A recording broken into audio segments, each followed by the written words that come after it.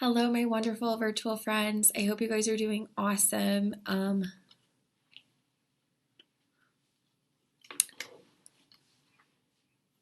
Hello, my wonderful virtual friends. I hope you guys are doing great. For today's lesson, we're just going to kind of ease into the week, and I'm going to read you guys one of my favorite books about the earth because I've really been talking with some of my classes about the earth and how the earth really needs our help right now in order to take care of it.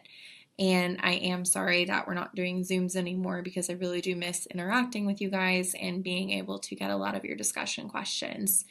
So I'm just going to kind of walk through this book with you and ask you some questions. And then at the very end, I'm going to tell you what activity I want you guys to do for this.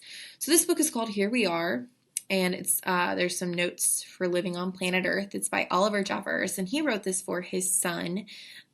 So a lot of the language is kind of meant for little children, but it's just got some really good basic lessons about the Earth. And you can see that this is the kind of caption for it. It says, well, hello and welcome to this planet. We call it Earth. Our world can be a bewildering place. So bewildering just means outstanding, amazing, big, lots of interesting things, especially if you've only just gotten here. Your head will be filled with questions, so let's explore what makes our planet and how we live on it. From land to sky to people in time, these notes can be your guide to start on your journey, and you'll figure lots of things out for yourself. Just remember to leave notes for everyone else. Some things about our planet are pretty complicated, but things can also be simple too. And there's lots of us here on Earth, so be kind. All right, let's get started. Here is our solar system. So a lot of you probably know the solar system, but we have a lot of planets. We're actually relatively close to the sun. So we're right here. Here's the moon, there's Mercury, the sun. The sun is not a planet, it's a star. Uranus, Venus, Jupiter, Neptune, Saturn, and Pluto, which Pluto recently hasn't been called a planet because it's super, super, super small. Well, hello. Welcome to this planet. We call it Earth. It is a big globe floating in space on which we live. We're glad you found us, as space is very big. So we're only like a little tiny spot in our galaxy. Here's Earth. As you can see, we're 238,855 miles away from the moon, and then the rest of this is space. You can see that Mars is not even, it's another 140 million miles away. So space is huge, and I think sometimes we just forget how big our universe really is. There's much to see and do here on Earth, so let's get started with a quick tour. The planet is made up of two parts.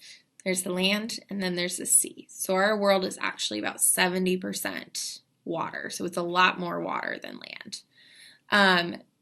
Firstly, let's talk about the land. So you can see different parts of the land on here. You can see that there's mountains. You can have volcanoes, cold, wet, hot, dry. It's what we know. It's what we're standing on right now. We know lots about the land.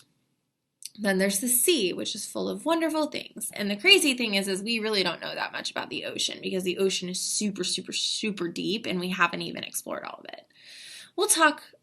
We know a little bit about the sea, but we'll talk more about that once you've learned to swim. So remember, he's writing this for his baby son. There's also the sky, though the sky can get pretty complicated. So we spin around the sun, we orbit around the sun, and the moon spins around us. The sky is sometimes blue, there's storm clouds, our atmosphere, and then there's constellations, which are the patterns in the sky with the stars. On our planet, there are people. One people is a person. You are a person. You have a body. Look after it. Most parts don't grow back.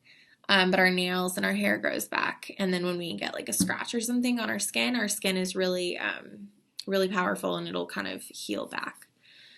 The most important thing to remember is to eat, to drink, and to stay warm. There are animals too. They come in even more shapes, sizes, and colors. They can't speak though. That's no reason not to be nice to them. So I've been telling students and kids, animals can't stand up for themselves. They can't tell us when they're hungry, when they're thirsty, when they're hurting. So that's why we need to be extra nice to them. You may not be able to speak yet either, even though your head is filled with questions. Be patient. You'll learn how to use words soon enough. Generally, how it works is that when the sun is out, it's daytime and we do stuff. The rest of the time is night when it is dark, save for the moon, and we sleep. Things can sometimes move slowly here on Earth.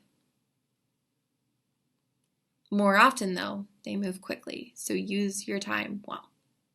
It will be gone before you know it. Though we have come a long way, we haven't quite worked everything out, so there's plenty left for you to do. You will figure a lot of things out for yourself. Just remember to leave notes for everyone else. It looks big, Earth, but there are lots of us on here. So there's a ton, and this number, 7,327,450,667 and counting. So be kind. There's enough for everyone. Well, that's planet Earth. Make sure you look after it, as it's all we've got. Now, if you need anything else, just ask. I won't be far away. And when I'm not around, you can always ask someone else. You're never alone on Earth.